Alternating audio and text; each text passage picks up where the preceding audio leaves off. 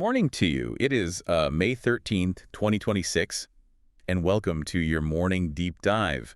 Today we're looking at some major, rapidly developing current events in West Africa. Good morning. Yeah, our goal today is to give you a very calm, serious, and highly factual intelligence brief on this situation. Right, we're just going to lay out the facts and the different perspectives objectively without generating any unnecessary alarm. And we are coming to you with the support of our sponsor, ProWave AI. Which is great. Yeah. And this deep dive is actually generated by Stylo News, the AI-powered news application. And just to give you some quick context on that, Stylo News is basically the consumer version of Stylo Intel Ops. Right. That's a highly sophisticated software designed for complex enterprise operations, for government, military, and business sectors. So for you listening right now, that means you have unique access to a tool designed specifically to support global decision makers. It really helps cut through the noise. It does. And our mission today focuses on a deeply complex geopolitical shift. The title of this deep dive is Mali on the Brink. JNI advances as Russian forces retreat from Kidal. Sounds intense. What exactly are we looking at? Well, we'll be synthesizing intelligence estimates, Stylo newsfield reports, and even social media sentiment from the past 2 weeks. The objective is to really understand the mechanics and the impacts of a massive, coordinated, militant offensive unfolding in Mali right now. Okay, let's unpack this, because the sheer scale of what began late last month it's honestly staggering. It really is. Between April 25 and April 26, Mali was hit by the deadliest, most coordinated armed assault since the big crisis back in 2012. Yeah, and we are not talking about isolated desert skirmishes here. Not at all. It's a simultaneous multi-node offensive stretching across a 1,200-kilometer front. Just to visualize that, 1,200 kilometers is roughly the drive from New York City to Chicago. Which is a massive corridor. Yeah, right. And that entire stretch, from the capital Bamako in the south all the way to Kidal in the far north, just lit up overnight. They hit major centers like Dao, Savare, and Kati. And it's the actors behind this synchronized offensive that are forcing global intelligence agencies to totally reassess their threat models for the Sahel. Who are we talking about exactly? Well, you have Jama'at Nusrat al Islam wal Muslimin, usually known as JNIM, which is an al-Qaeda affiliate. And then fighting in direct tactical coordination with them are Tuareg separatist rebels from the Azawad Liberation Front, the FLA. I have to pause you right there, actually, because I'm struggling to understand how that works. How do two groups with completely opposite end goals coordinate a 1,200-kilometer offensive? It's definitely a strange bedfellow situation. Right, because on paper, JNIM wants to dismantle the government and establish strict Sharia law, but the FLA wants an independent, totally secular Tuareg state in the north. They're ideologically incompatible. Completely incompatible. It's like two rival corporate raiders. One who wants to liquidate the company entirely, and another who wants to take it private and run it, temporarily teaming up just to get the current CEO fired. That's a great analogy. I mean, they hate each other, but they need the current system broken first. What's fascinating here is exactly that mechanism, the weaponization of mutual convenience.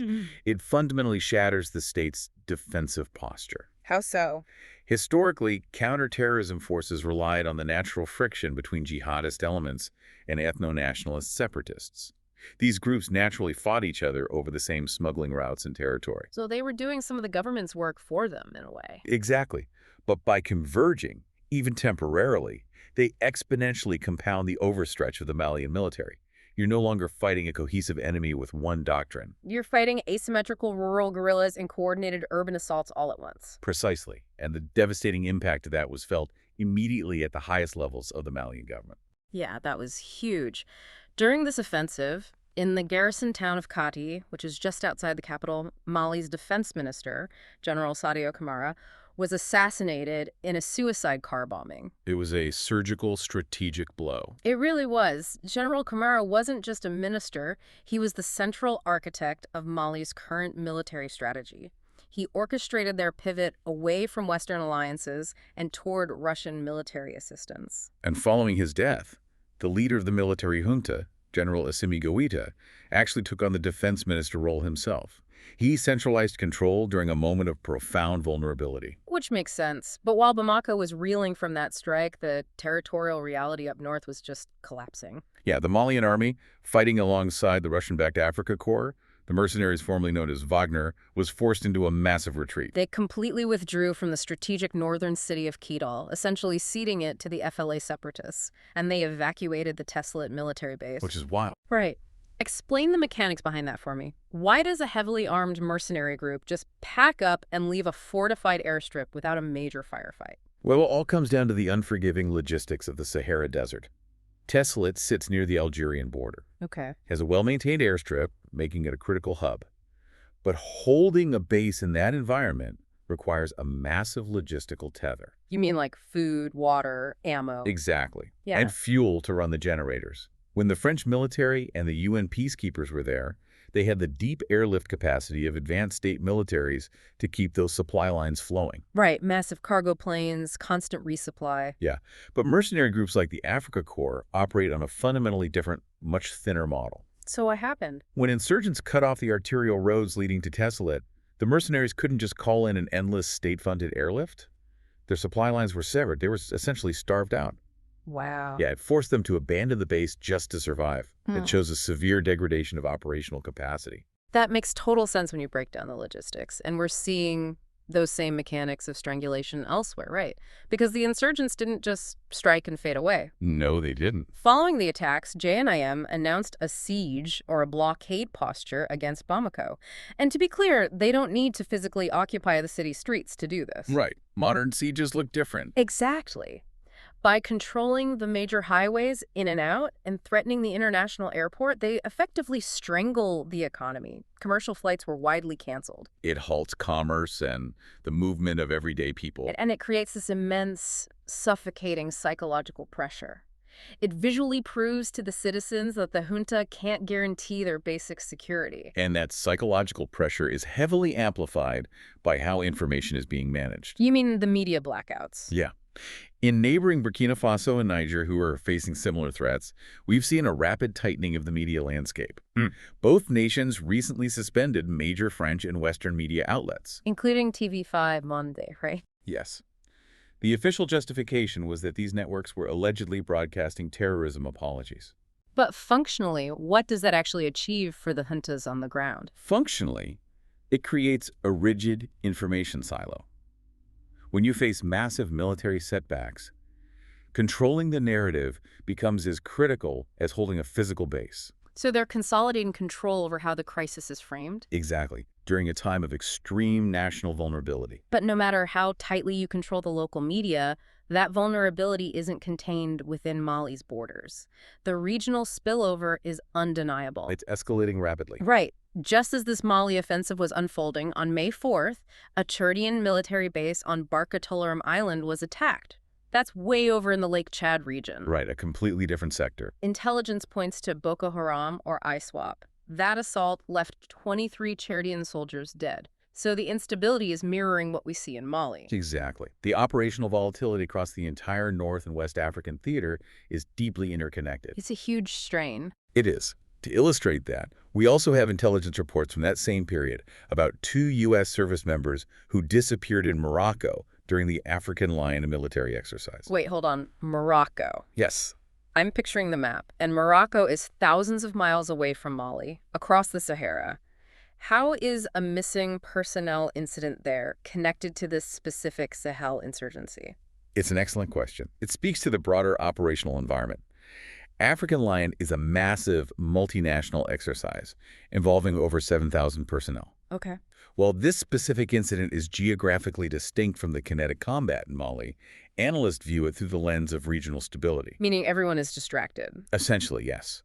When a geopolitical shockwave hits the Sahel, it forces neighboring countries and intelligence networks to urgently divert assets and logistical support. Wow, okay. It just highlights the sheer strain on military resources from the Atlantic coast all the way to the Lake Chad Basin right now. Which brings us directly to the very loud warnings coming out of Nigeria. Nigerian security experts are sounding a massive alarm about a probable domino effect. They're deeply concerned. They fear that if the Malian state continues to fracture, jihadist violence will inevitably pour southward into Nigeria's northwest and north-central regions. And those areas are already struggling with severe banditry. It's a very real threat. But, I want to push back a little on the expectations being placed on these regional governments. Sure, go ahead. Given the complete withdrawal of French military forces and the end of the UN peacekeeping mission, are nations like Mali, Burkina Faso, and Niger facing an impossible task?